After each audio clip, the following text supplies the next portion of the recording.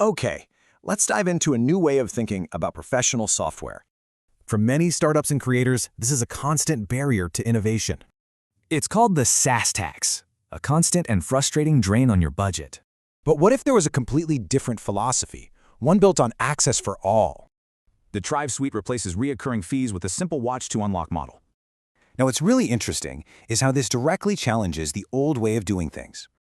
The suite is strategically divided into two powerful branches, Vertex and Origin. Vertex is the powerhouse for business, while Origin is built for individual creators and growth. Vertex offers a full suite of tools to manage your entire business operations. Origin focuses on performance, analytics, and giving creators the tools they need to succeed. And this brilliantly illustrates their commitment. 100 gigabytes of free, secure storage for everyone.